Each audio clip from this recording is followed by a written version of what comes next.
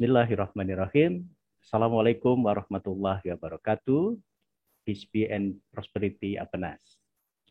Alhamdulillahirabbil alamin. Thanks God that in this evening we can join and meet again in the third Mindamas, Minda Masagi Suci lecture series via Zoom meeting.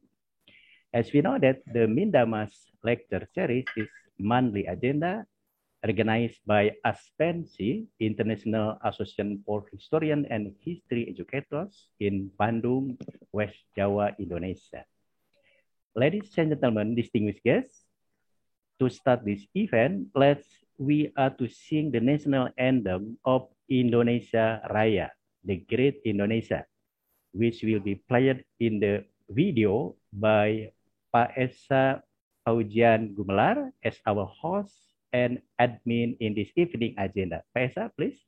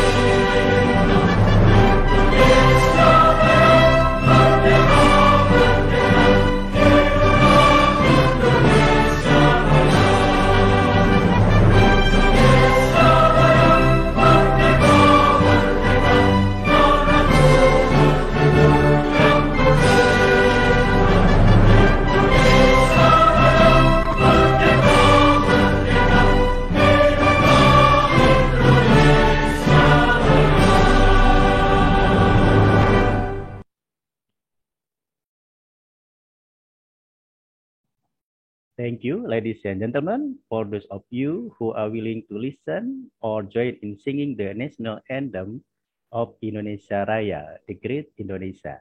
As we know that this song of Indonesia Raya was composed by Wage Rudolf Supratman, who with his violin sang the song at the Second Youth Congress in Jakarta, what became known as the Sumpah Pemuda Youth Pledge event in Indonesia on 28 October 1928. The Youth Pledge event is also very important because it states the importance of one motherland, one nation, and one language, namely Indonesia. So the Sumpah Pemuda also, in Indonesian historical perspective, as one of the pillars in nation and character building. Ladies and gentlemen, distinguished guests, on this evening, Friday, 26 November 2021, we will be sharing and caring about the role of history in nation and character building, Malaysian perspective. As we know that history, whether as discipline as well as subject matter, is very critical for each nation state around the world. Most of developing countries in Asia, Africa, and Latin America who were gaining the independence in mid-20th century need the new paradigm and perspective in searching the identities and character building as new nation state. The historiography in terms of history of historical writing should be changed from perspective of colonial-centric to national-centric. The teaching and learning of history in primary and secondary education institutions should be also changed so that the students are able to appreciate the figure as well as heroes comes from our new nation state. In other words, enhancing the nationalism, patriotism, and pride as citizen in new nation state is main objective in teaching and learning of history in the new perspective and paradigms. I am Andi Swirta, lecturer at the Department of History Education, Faculty of Social Studies, UPI, Indonesia University of Education, and also as Secretary General of ASPENSI in Bandung, will be the moderator and guide the discussion event with an interesting topic. We are going to firstly listen an explanation of the role of history in nation and character building, Malaysian perspective. What, why, and how about it will be explained briefly in 10 to 15 minutes by Professor Dr. Jamal Othman. Ladies and gentlemen, distinguished guests, allow me to make a brief introduction for the speaker.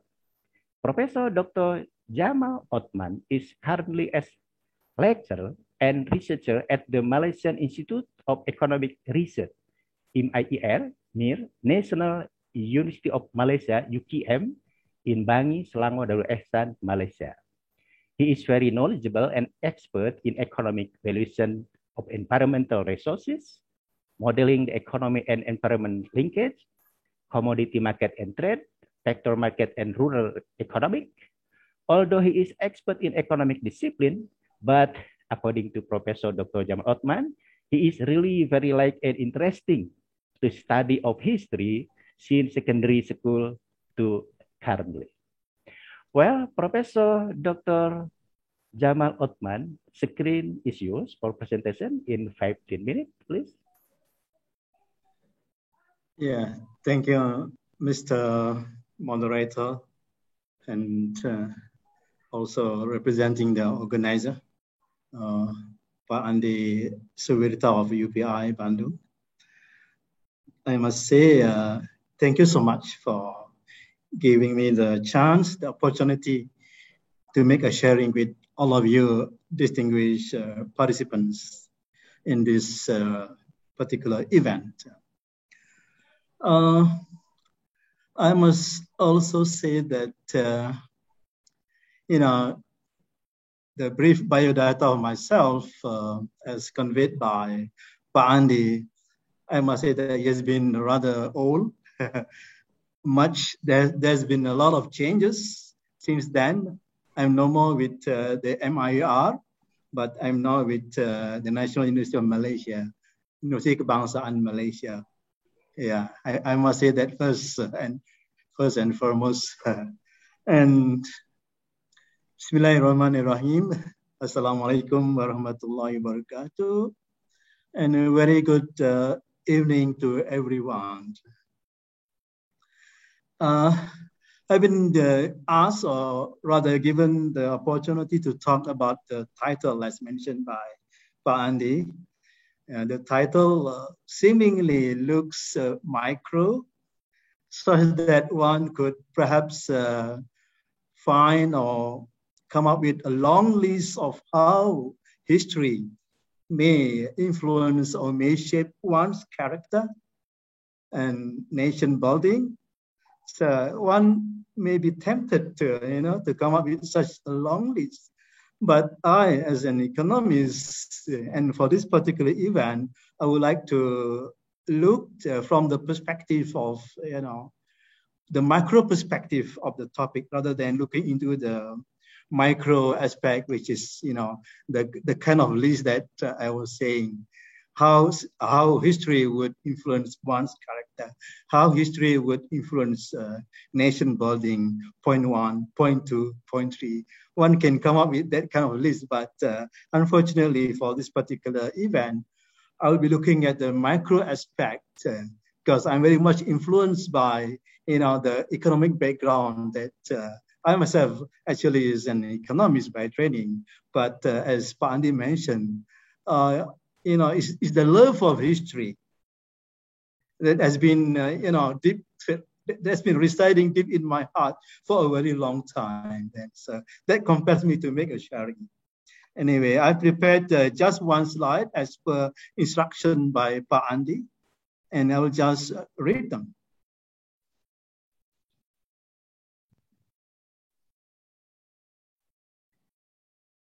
Okay.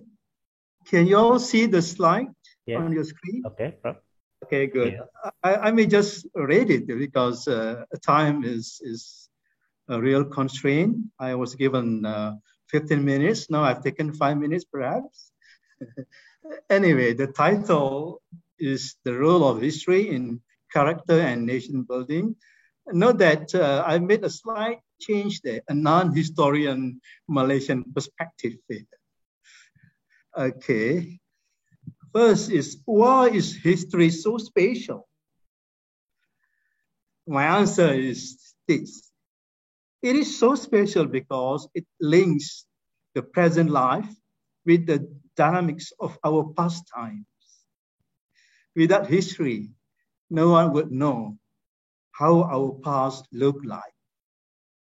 Now, this linking up of present life with the dynamics of past life, past times, okay, occurs at all levels, at the individual level, community level, nation, and also at the global level.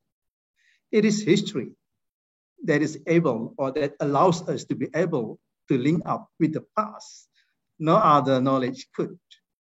History gives us the sense of belonging, togetherness, dignity, and a strong pride of having a shared common past. Everyone knows this. It is history that forms the basis of our identity at all levels, and in particularly our identity at the national level. Not to forget to say that it is also the lessons of history that makes us all strive to make the world a better place to live in. It is from the lessons of history that we all are striving to do the best to make the world a better habitat for all mankind. But the main question here is, how can our shared attributes of the past be manifested in our contemporary life? In the form of character, in the form of citizenship values, and a shared national identity. This remains a difficult question. Nevertheless, this question is very pertinent and indeed very important because many countries apparently have faced great challenges, great difficulties to forge and sustain a sense of shared national character. I may not name, those countries, but generally, it is to my observation that many countries are facing such great challenges to sustain a sense of shared national character. To find the answers to the question, I think it is my view that we need to relate that question to the micro behavior of organizations or economic agents in various economic settings. I like to relate history with economics.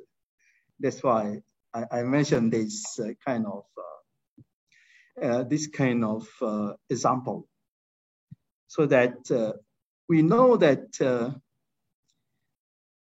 given different socio-political setting, there will be different ways on how history could shape our individual, our national identity.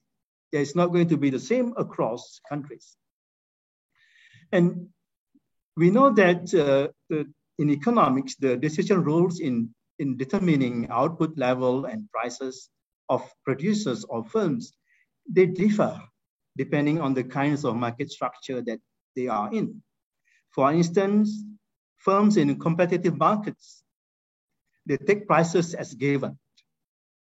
Okay, they have no choice except to take market prices as given, and from there they determine the output level to produce.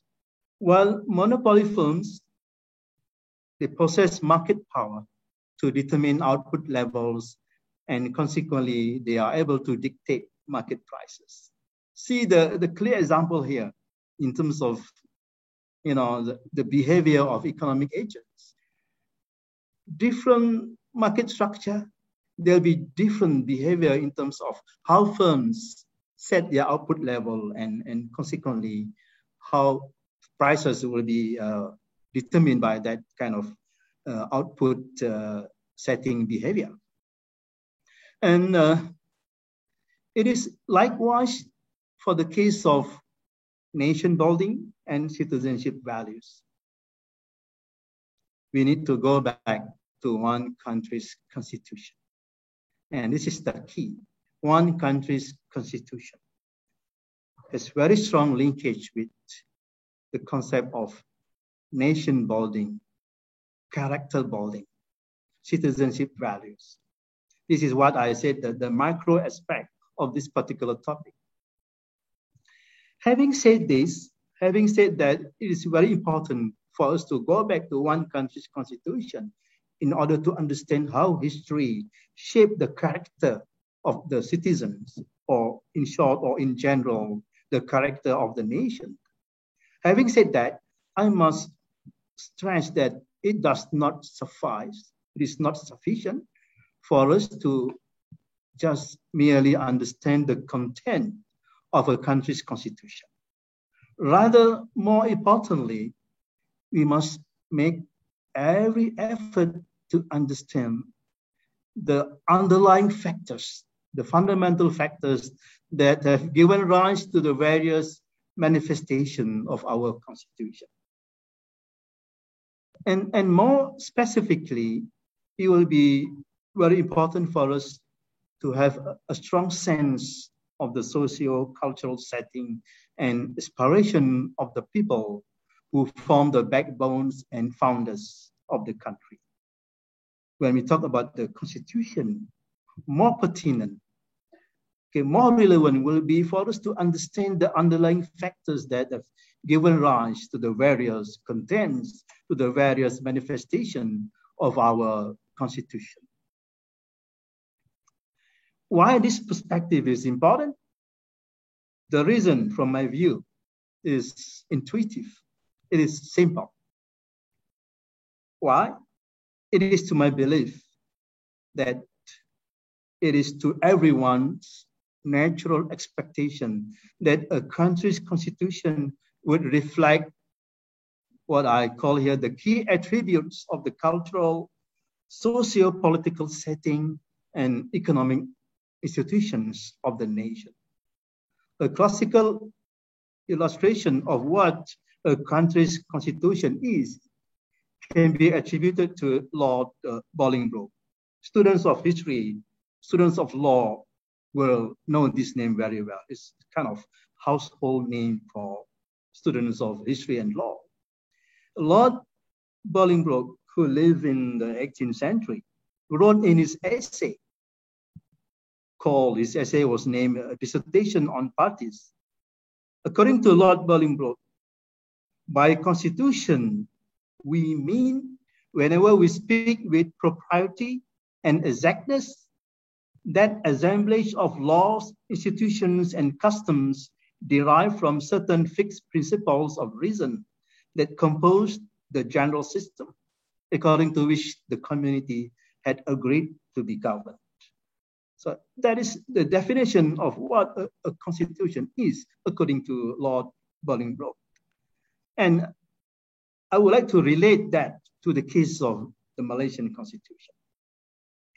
And the Constitution of Malaysia, our federal constitution, has been a collection of principles and ideas amongst the major population groups, both Muslim and non-Muslim alike, who were consulted by the designers, by the crafters of the said constitution, who was the so-called Red Commission.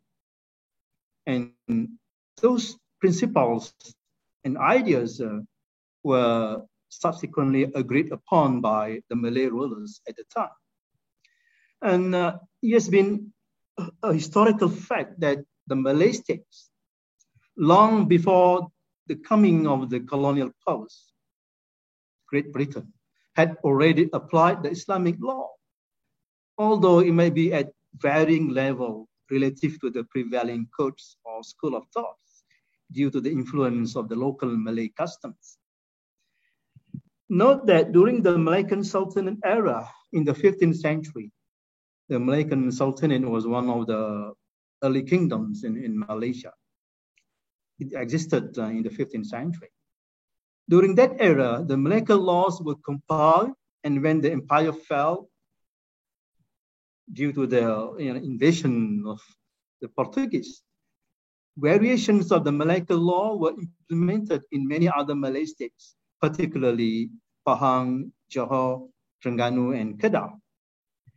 The modern laws of Johor, the state that inherited the Malaccan Sultanate following the capture of Malacca by the Portuguese in 1511, perhaps, to my view, Johor is perhaps the state that revealed the largest extent of incorporation of laws based on the Sharia principles.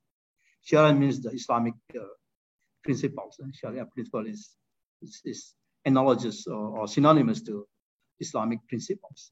The Majalah Ahkam Johor and Islamic civil law adopted by Johor was actually derived from the Ottoman Caliphate, 1869, Majalah al-Ahkam al-Adliyah, which in English translates to the legal codes for Islamic civil transactions. And that was about 1869 to 1875. In addition, the Qadri Pasha Hanafi Code was also translated and became known as the Ahkam Sharia Johor. So this shows that there has been clear evidence that Sharia laws and principles had shaped the legal frameworks of many of the states during the pre-independence eras of Malaysia. So I think we can be conclusive that the law of the Malay land, particularly Peninsular Malaya, Peninsular Malaya means the pre-independence years, was largely based on Islamic principles before the coming of the British colonialists. Now, if we look at history, we learn that civilizations and culture, they actually evolve on a series and layers of socio-political and cultural equilibrium. That's my view of history.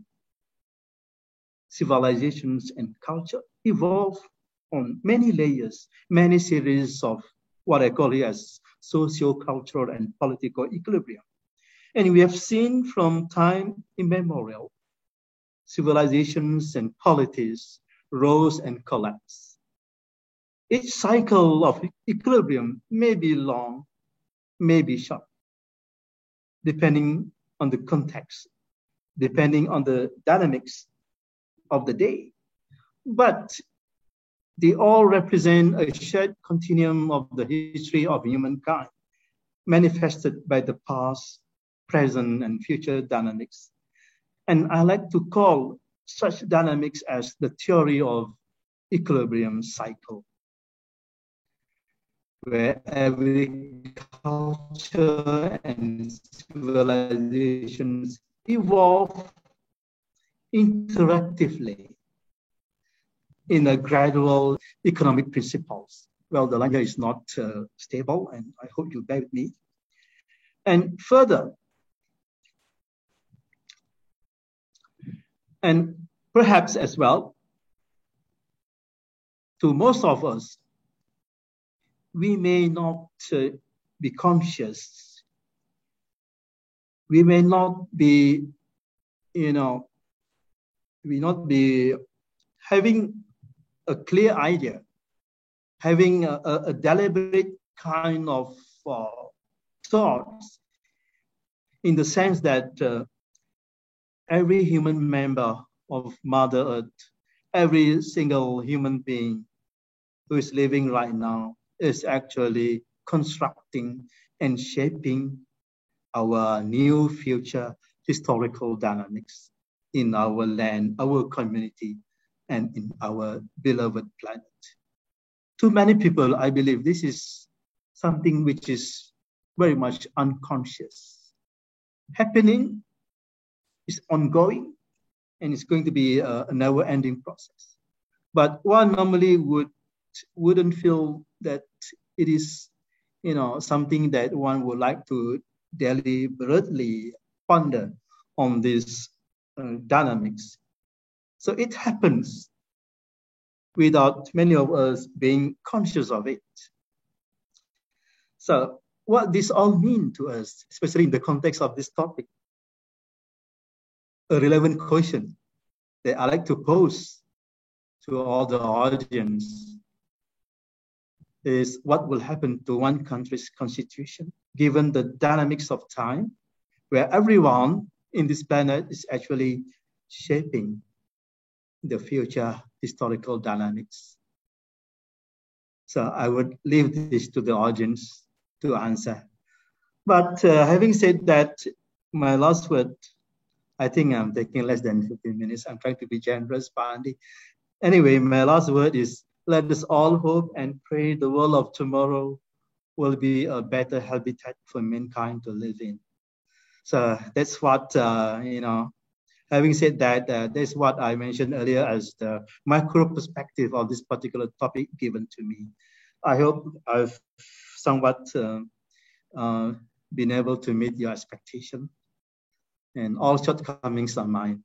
Thank you so much, Pak Andi, and all distinguished participants. Alhamdulillah. Thank you very much, Professor Dr. Jamal Othman. I think, although just one slide, but very interesting and inspiring about the presentation. Well, ladies and gentlemen, distinguished guests, we have listened the explanation about the role of history in nation and character building. A non-historian Malaysian perspective. Good. Because Professor Dr. Jamal expert in economic.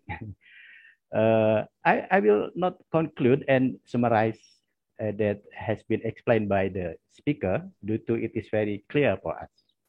Now I want to listen and get feedback from the audience who comes from various countries such as Indonesia, Brunei Darussalam, Philippines. Unfortunately, from Japan and Nigeria cannot join us because maybe the technical or internet problem. So in the context of sharing and caring as well, I would like to give the opportunity for discussion and or representative from other countries to give a brief explanation. And as comparison maybe about the role of history in nation and character building based on your nation state perspective. I would like to give opportunity to making the brief comment respectively the representative from Indonesia, Brunei Darussalam, and the Philippines. Okay, the representative discussion from Indonesia is Dr. Abdul Syukur. He is currently as lecturer at the Department of History Education, Faculty of Social Science, UNJ, State University of Jakarta, and also as President of PPSI, Association of History Education Study Program of Indonesia in Jakarta. Well, Dr. Abdul Syukur, screen is yours in 5 minutes, please. Okay. Bismillahirrahmanirrahim. Assalamualaikum warahmatullahi wabarakatuh. Waalaikumsalam. Good evening. Thank you, Mr. Andi, Pak Andi Suwirta. Thank you, Chairman of Aspensi, who has given opportunity for me to speak at this forum. Actually, I am happy to be here to meet Professor Jamal Othman of Malaysia. Thank you, Prof. Jamal. You're welcome. You are not historian, yeah? You are economic background. Okay. Dr. Haji Muhammad Hadi bin Haji Muhammad Melayong of Brunei Darussalam. Thank you. And Dr. Nicolai of Philippines. Dr. Yuki and Dr. Aminat that here tonight. Okay. Thank you very much. Nice to meet you all. Our topic tonight is the role of history in nation and character building. I think this topic is a very important to discuss in this digital era. Professor Jamal has explained based on the Malaysian perspective, and I am very interested in your explanation. You are not historian, but very good. Remind me of two Indonesian figures, Ki Hajar Dewantara and Sujatmoko. Dewantara is national movement leader in Indonesia. He is older than Sujatmoko, who is better known as an intellectual than national activist like Dewantara.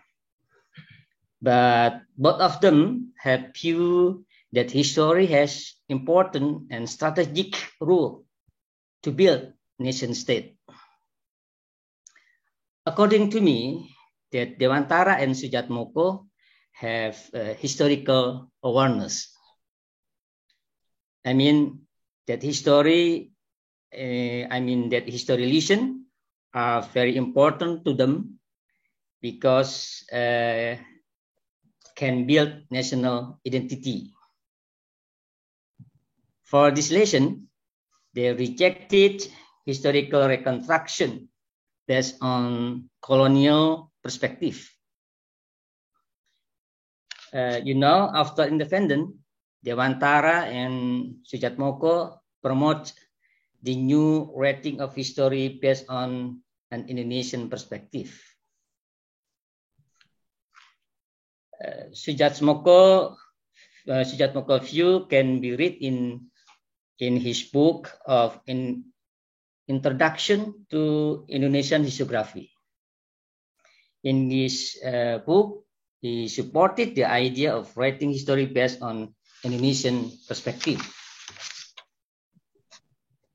Sujatmoko, like you, Professor Jamal, although not historian, Sujatmoko rejected writing history which was not based on historical methodology. He is not historian like you, Prof. Jamal Othman. I think Sujatmoko is a child of his time. Yeah. At the beginning of independence, all Indonesian people have great interest in their history, to look for national identity, to look for sense of pride as a nation that has civilization before the Dutch colonial. Dewantara has built this kind of historical awareness in Dutch colonial period. He rejected colonial perspective and created a curriculum of history lesson that has different from colonial curriculum. He applied his curriculum at the school of Taman Siswa. Colonial government was very angry and punished him for teaching a different history. For this reason, school of Taman Siswa did not receive financial assistance from colonial government because he is teaching a different history. Dewantara historical awareness was researched by Klooster and were published in Dutch in 1985. Very long. Indonesia schreven hun geschiedenis de ontwikkeling van de Indonesische geschiedbeoefening in theorie en praktik. Professor Jamal and Dr. Muhammad Hadi and Dr. Nicole, my question is, two millennial generation have this kind of historical awareness, like Dewantara, like Sujatmoko, like Professor Jama. As you know, at this time in the digital era, there has been change generation from baby boomer, maybe like Dr. Muhammad Hadi, baby boomer, and X generation, like me, to millennial generation. According to me, there are generations that had global view humanity, and put history as entertainment to trace the past. Millennial has a very different view from the previous generation, like Dr. Muhammad Hadi, Professor Jamal, like me, maybe like Andi Suwirta. Very different. They are citizens of the wood, not citizens of nation state like Indonesia. They are not Malaysia. They are not Brunei. They are not Philippines, Japan, Nigeria. They are world citizens. My question is, do they still need history to build nation state? Because they do not need a nation state. They don't have view that history lesson is very important and strategic in nation and character building, like our topic tonight. I think this is a big challenge for us, maybe especially for Professor Jamal. Professor Jamal, how do historians change their views? How to change their views, generation millennial?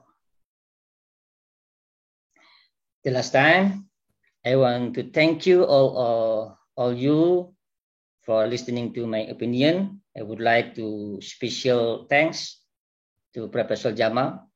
Thank you very much, Professor Jamal Othman. Nice to meet you all. See you next time. Thank you, Mr. Andi Suwirta, for this opportunity. Alhamdulillah. Thank you very much, Dr. Abdul Syukur, for valuable information regarding the role of history in nation and character building and Indonesian perspective. I think your critical question is for homework, not answer now. Okay, the next representative discussion is from Brunei Darussalam.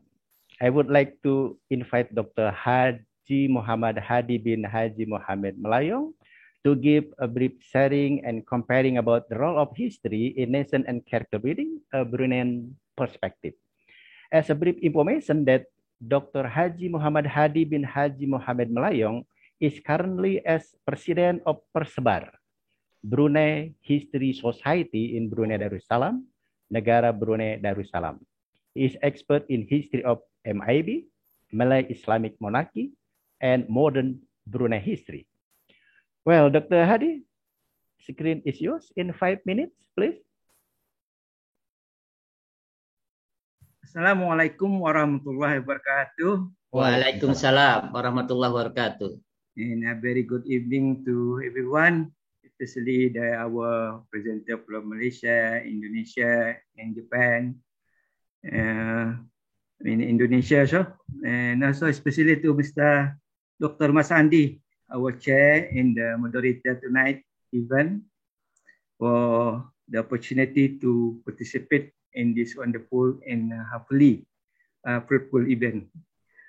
So we are referring to the tonight agenda. I think our topics, the role of history and nation in characteristic building based on the Malaysia experience. Yes, that was presented by Professor Dr. Jamal. Thank you, Dr. Professor, for your amazing insight. And it is really give me overview of the topic discussed. And by the way, I will try to share my views and also my experience during my what you call it in Pusat Sejarah Brunei, about my knowledge in Brunei history, in regard to Brunei history and her history in shaping and developing the independent nation and values of Negara Brunei Darussalam. Now, I think we accepted that the history was play a big role in fact-checking when it's come to preserving and also confirming the existing of a country and promote a national stability and also peace for the people in the country. So, a country characteristic for me is a value inherited from a nation become a very important factors. This similarly to Brunei, where her value based on Imadi or Malay Islamic monarchy, as you know, is our philosophy, where is the basis of Brunei development or nation building, and seen through Brunei policy and promoting the Islamic religion, and then preserving the Malay heritage or culture, and also strong loyalty towards the monarchical government system. So without a thing, without a strong characteristic or without a principle, as we mentioned just now, we may be a nation without a strong foundation that can be as easily manipulated or influenced by those who has a different agenda, such as exploitation of our resources or economy, something that maybe our ASEAN countries had experienced in the past, with the Western power. But when a country is a strong beliefs, then can sit their foot on the ground and they will say, this is our land, and we will shape it, and we will develop it, and even we will run it. So, unlike to say that it's like having a shell that protect you from the interference and chaos. Even today, Brunei is whole strong our belief in the Malay Islamic monarchy philosophy. It helped Brunei to preserve a monarchical system and a government administration, Malay culture, and make Islam very strong in Brunei. So in education, as you know, after independence, history become a important subject, especially the history of Imam, where it's become an important subject. Everyone must learn it. So from the historical perspective, I will give you the example of Brunei experience, how the history of Imam determine the existence of Brunei today. Let, for example, after World War II, as you know, how the Western power, especially the British, introduced, like, for example, in 1950s, tried to introduce the Federation of Borneo, which including Sabah, Sarawak, and Brunei, 3 states. However, our Sultan, former Sultan Mar Ali Saifuddin, rejected the idea of this Western idea because he want to maintain, he want to preserve the monarchical system of Brunei, the culture of the Bruneian, even the teaching of Islam. And another example, like example, during the era of confrontation or during the Sukarno era, during Tunku Abdul Rahman or during the Macapagal in Philippines. You remember the Melayu Raya. And one of the idea that Brunei reject the idea is the idea of even the Malaysian Federation in 1963, which in 1965, Brunei rejected to join. The Malaysian did not sign in London of Malaysian agreement. The reason for the former Sultan Omar Ali Saifuddin not want to join the Malaysian agreement at the time is because he wanted to preserve our way of Brunei way of life, Brunei culture, a Bruneian monarchical system, which is more fitting to the Brunei. This was mentioned in our constitution in 1957, that even the British agreed to preserve, to maintain the status of Brunei is a Malay Islamic Sultanate, which when we get independent in 1954, that's have become our characteristics today. Is our nation building is a Malay Islamic monarchy. So, in conclusion, I think we would like to say that we realize that how the importance of history in shaping and develop each country. So different country, different characteristic, different history must have different characteristic, must for their nation building. And this all for to create the peace and harmony of the society and the nation. Therefore, this history is our guidance, can be considered as our teacher, and play important role to ensure and preserve and also to maintain the characteristic of a nation and to protect our identity, the important thing, our identity, our loyalty, and our patriotism. I think that's all, Dr. Hadi, is my opinion from my side. Thank you. Alhamdulillah. Okay, thank you very much to Dr. Hadi, Dr. Haji Muhammad Hadi bin Haji Muhammad Melayong for valuable information regarding the role of history in nation and character building, a Bruneian perspective, I think. Well, the next representative discussion is from the Philippines. I would like to invite Dr. Nicoli M.A. Serafi Koryes to give a brief sharing and comparing about the role of history in nation and character building, a Filipino perspective. As a brief information that Dr. Nicoli M.A. Serafi Koryes is currently a faculty member at the PNU, Philippine Normal University in Manila, the Philippines. He is expert in history of working in the higher education industry, skilled also in secondary education, historical research, educational technology, classroom instruction, and Google Site Suite. Strong education professional with Doctor of Philosophy, PhD, focus in social studies education from UPI, Universitas Pendidikan Indonesia,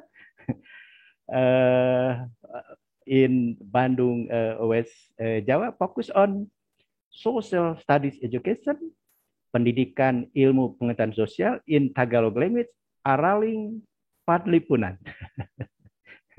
Well, Dr. Nicoli M.A. Serafi Koryes, screen is yours in 5 minutes, please. Thank you, Pa Andy, for that very brief introduction, and also a pleasant evening to everybody who's here, to our distinguished speaker, Professor Dr. Jamal Othman, and to our also distinguished guests who are here from Indonesia, Brunei Darussalam also. Pleasant evening. So I am Nicoli Marie Serafi Koryes from the Philippines. Specifically, I am affiliated with the Philippine Normal University. First of all, I'd like to congratulate Professor Dr. Jamal Othman on his brief but very concise presentation on how history and character building are essential in nation building, and the use of concepts in economics, since his field is in economics, such as equilibrium, the equilibrium cycle. And we know that in economics, we have the equilibrium and disequilibrium in an equilibrium cycle. It to show the relationship of history, character building in nation building is a new perspective for me. It's also a new perspective to approach these kinds of relationships of concepts. So to give you a brief narration on how history, character building is very essential in the Philippines. For us Filipinos, it is very important that our history is mostly narrated in the perspective of the colonial experience. If for the benefit of all, our history is always is using the periodization, the pre-colonial, the colonial, and post-colonial experience. So pre-colonial, before, of course, the colonizers went here in our islands before, because it's not Philippines before. No, it's starting with the Spaniards, then the Americans, then the Japanese, then we have our liberation in 1945 also. Then It is followed by the post-colonial experience where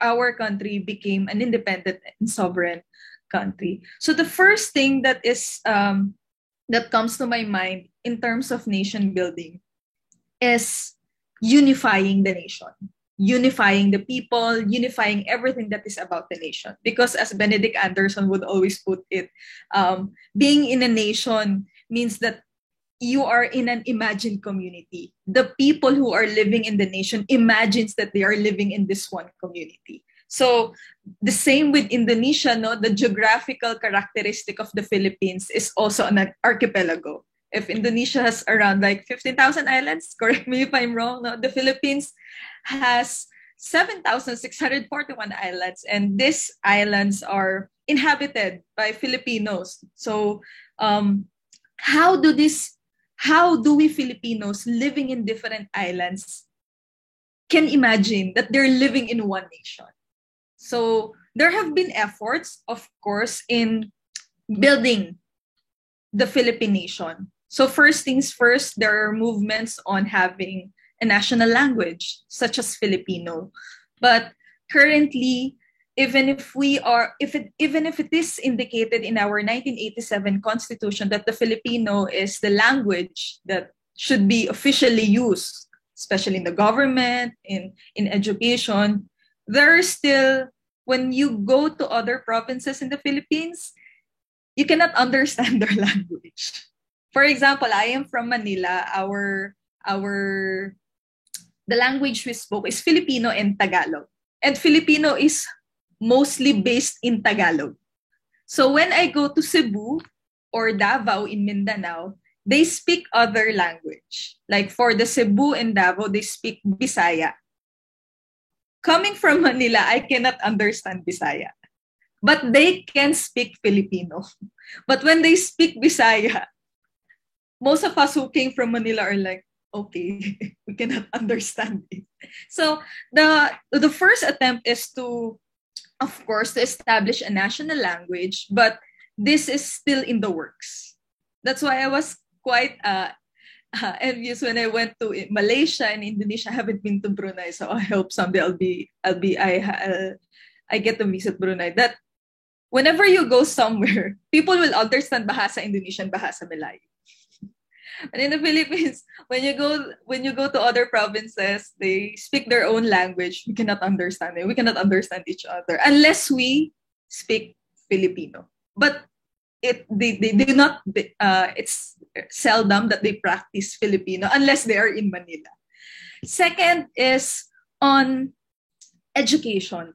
How do we instill this memory that we are a nation, that we have this same historical experience? So first, history is part of our curriculum, and history is integrated in our social studies. So first things first, in the social studies education in the Philippines, the study always starts with the self.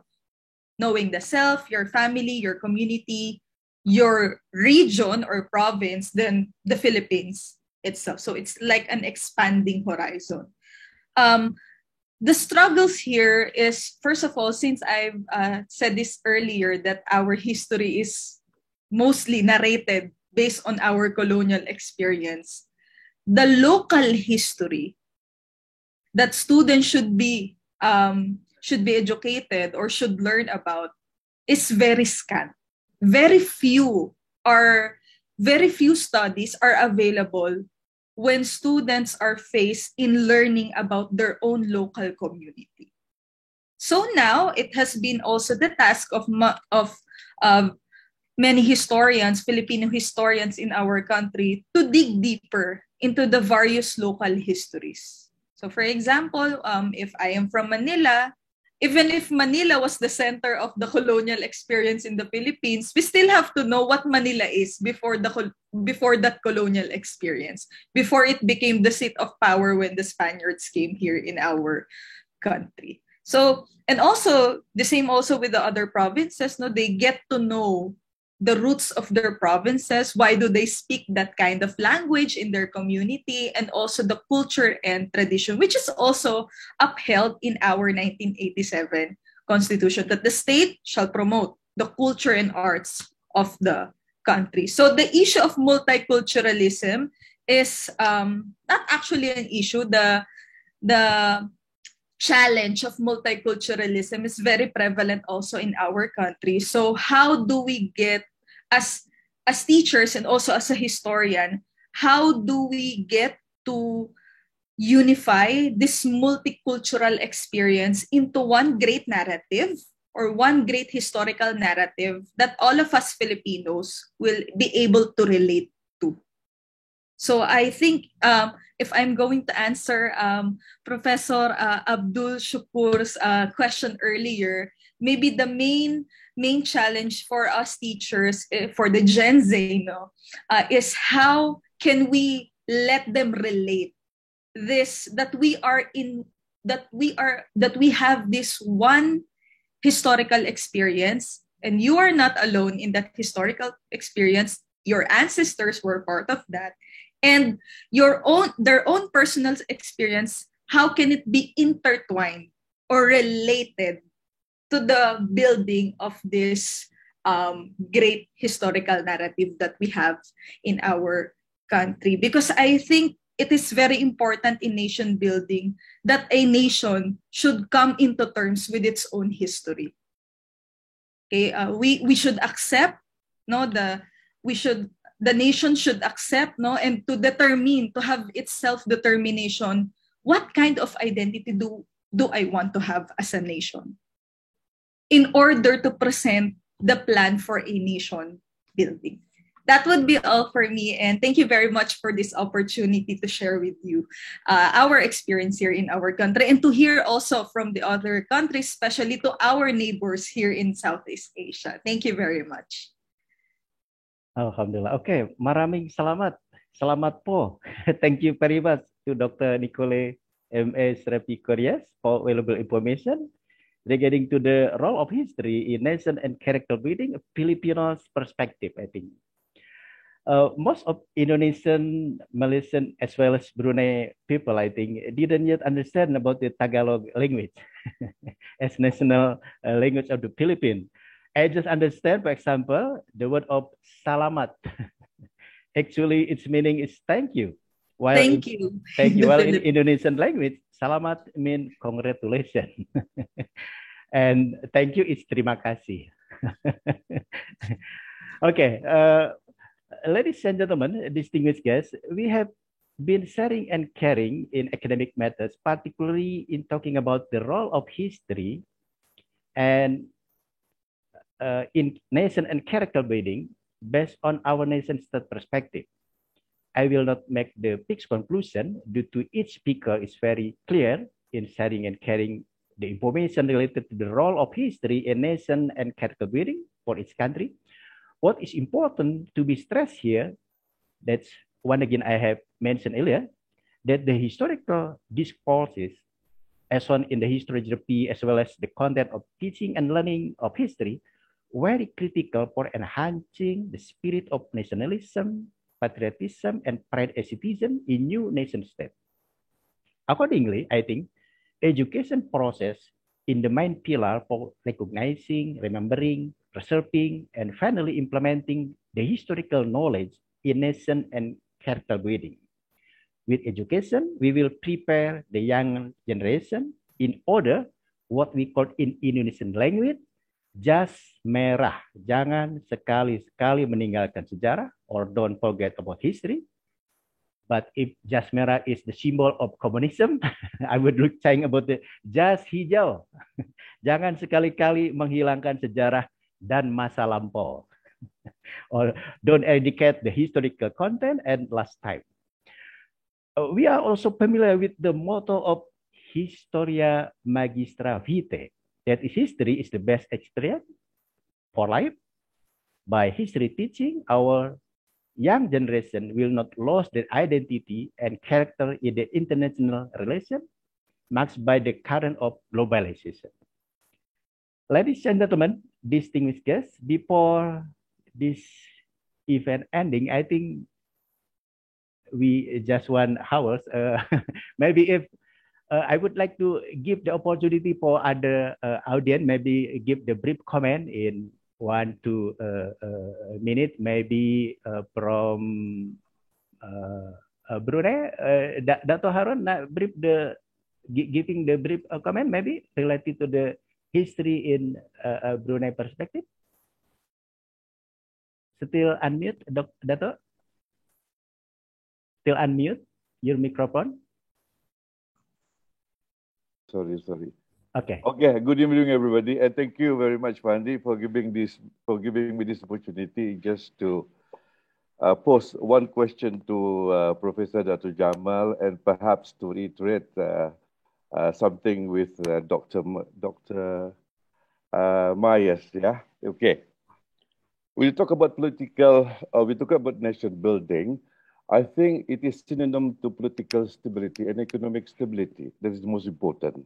Okay, can you perhaps elaborate on that a bit later on, Professor Dato Jamal? And also on Dr. Reyes. Well, I'm a businessman. I was a banker and a businessman, and I love history, okay? I remember when way back about 30 years ago, my first secretary was a Filipino. She came over to Brunei and she said to me, I said, how are you? Kamusta ka na? Mabuti. I said, when did you, how was that the Philippines? Where are you from? He said, I'm from Pampanga. I remember this long time ago, the story which was narrated to me by the late Dr. Jamel, I think Dr. Muhammad Hadi's boss, previous boss. He said to me that Pampanga actually was those days, was somehow or other is closely related to Brunei, apart from Mindanao. I remember there was this, or there is always this been a festival called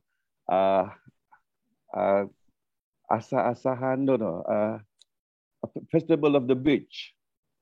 The Festival of the Beach in Pampanga, they call it Atahatahan or something like that. Please correct me later, Dr. Mas. That was actually to commemorate the arrival of 7 datos from Borneo. Okay, Dato Kasim, Dato Putih, Dato Laila, or whatever. Okay, now, when you talk about the Filipino, they are by nature, they are Malays. I'm not a historian. This is just what I gathered from my knowledge and my meeting with the Filipinos, the Indonesians, my old business friends. The Filipinos, by nationality, they're Filipinos, but by race, they're proud to be Malays. Okay? And then when Dr. Rice said just now that their national language is Tagalog, so is the Malaysian, so is the Indonesians. You all have a huge geography. Like the Malaysian people from Kelantan and people from Sabah, they have 2 different stocks altogether. The common unifying language is Malay. Indonesia, you have thousands perhaps of islands and thousands of languages. Brunei more or less is in Borneo. We have the Muruts, the Dusuns, the Bisaya. Sometimes the Bisaya, they said this is from the Philippines, and but we all are Malay stocks. So I presume there's not much difference between us. Our stocks, the way our figure, our dialect is more like one Filipino word for like selamat, yeah, selamat po. Mabuhay. Mabuhay, yeah, Mabuhay. There's one kampong in Brunei called Mabuhay. Kota Batu, there is one place in Kota Batu where actually it was a place where we used to put our soldiers in order to monitor the Spaniards coming into Brunei. I think I'm taking too much time. Maybe next time I'll come in and get prepared and I'll participate more. I think that's about it, Bapak Andi. Terima kasih. Thank you. Yeah. Okay, thank you very much, Dr. Harun. Ladies and gentlemen, unfortunately, I think the time is very limited. But maybe I would like to give maybe the close statement from Professor Dr. Jamal Othman in brief statement, please, from closing our agenda this evening. Yeah, thank you, Mr. Andy. I recall the question by Prof. Abdul Shukur on whether or not people of the current generation value highly the concept of having a strong national character or national identity or even nation states. And also the question by Dr. Arun on nation building. He asserted that economic should come first before you can have a sustainable kind of nation with strong national character. Well, I like to think that the idea of cultural goods, okay, the idea of historical heritage, just like the concept of economics in terms of categorizing, the various economic goods. You have normal goods, ordinary goods, luxury goods. I like to think that cultural goods, including heritage, okay, they are perhaps very much contingent on the income status of a nation. If you have done well economically, financially, you are, well off, then you will start looking at culture. You start looking at your heritage. And slowly you will find that people are going back to their roots. In a way that they are creeping slowly towards aspiring or towards what I would say here as a kind of having an expectation, for their nation or their country to have a strong national character.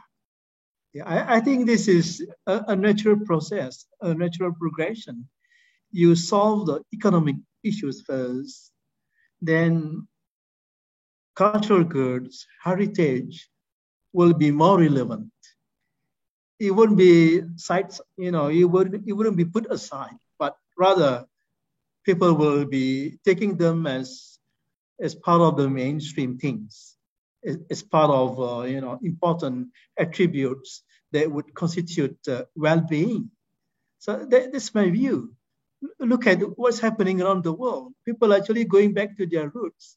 People are looking at, contemplating on what constitutes their national character.